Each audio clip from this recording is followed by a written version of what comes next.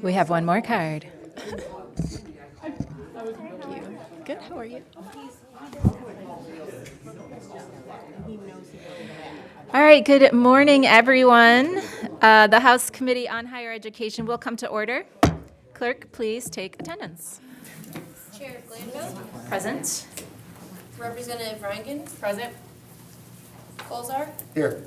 Scott. Present. Burns. Here. Kofia. Here. Hill. Here. McDonald. Present. Pies. Present. Vanderwall. Paquette. Zorn.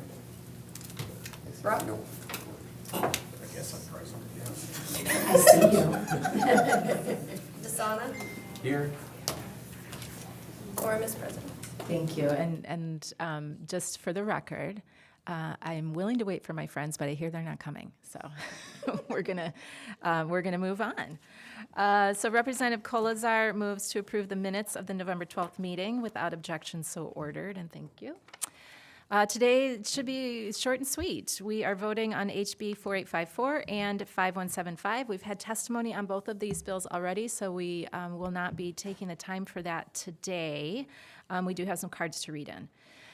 So starting with 4854, we do have a substitute H2, and this substitute will make the following changes. First, it limits the scope of the bills. Well, and let me kind of get in front of that a little bit. You know, we had quite a bit of discussion around these bills and some of the concerns that stakeholder groups had.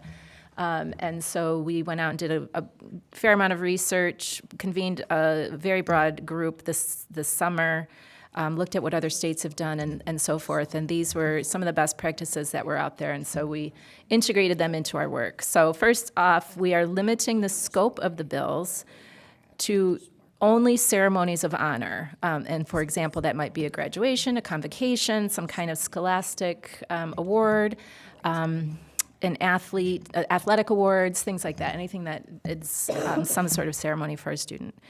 We are also limiting the scope of the protections to Native Americans only. And because other students are already covered under ELCRA. So our Native Americans don't enjoy those same protections necessarily, so we are only offering it for those students, and any other student is already covered.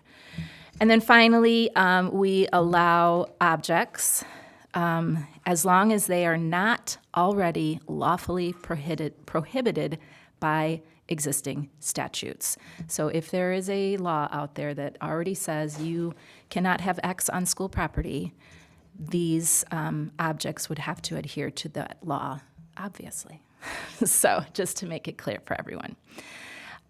So at this time, I need a representative to move the adoption of that. Representative Scott, thank you. And clerk, will you please take the call? Call the roll. Chair Glanville. Yes. Representative Reingen. Yes. Colzar. Yes. Scott. Yes. Burns. Kofia. Yes. Hill. Yes. McDonald. Yes. Pies. Yes. Vanderwall. Paquette. Zorn. Ruck. Pass. Desana. Pass. Madam Chair, you have 9 yeas to pass the motion prevails. Thank you, and I should have probably read these cards in too. Related to HB 4854, oh wait, we need to take, okay. Sorry. I'm going to read in the cards for 4854. Wishing not to speak, but supporting the bill, Mike McCoy of Sault Ste. Marie Tribe of Chippewa Indians. Also not wishing to speak, neutral on the bill, Bob Kefjan of the Michigan Association of Secondary School Principals. Not wishing to speak, supporting the bill, Olivia Ponte, Michigan Department of Education. Not wishing to speak, supporting the bill, Stephanie Simus, representing Grand Rapids Community College. Also not wishing to speak, supporting the bill is Jennifer Smith, Michigan Association of School Boards. And also in support of the bill, we have Nicole Kiwe Biber of the Anishinaabe Caucus. So thank you.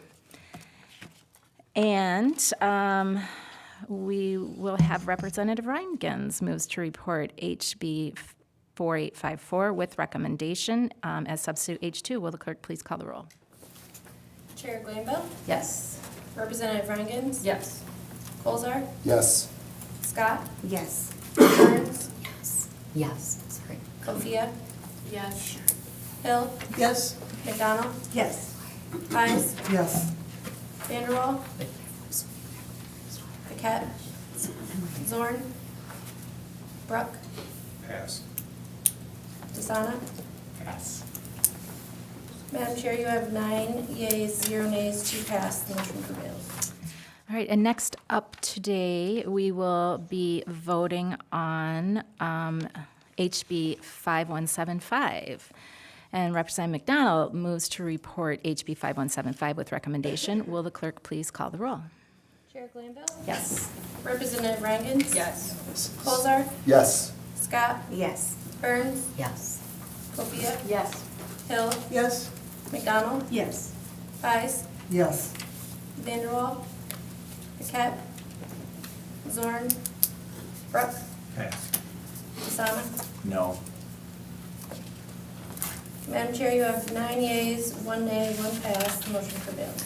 Thank you. And I also should have read these cards in. For 5175, not wishing to speak, supporting the bill, Colby Spencer Cesaro from the Michigan Independent Colleges and Universities, and also not wishing to speak, supporting the bill, Stephanie Simas with Grand Rapids Community College. We need a motion to excuse absent members.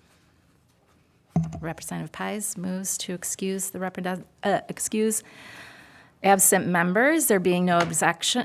Okay. I have not had coffee yet this morning. So there being no objections, all absent members are excused. And if you will just allow me a couple of concluding remarks here as we wrap up our first session of the newly established or reestablished Higher Ed Committee.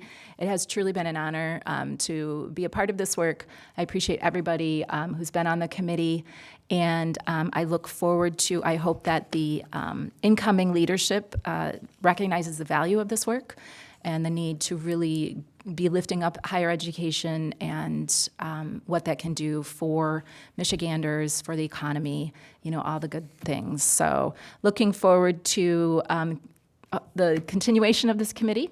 And again, thank you all for your service. And with that, there being no further business before the committee will stand adjourned.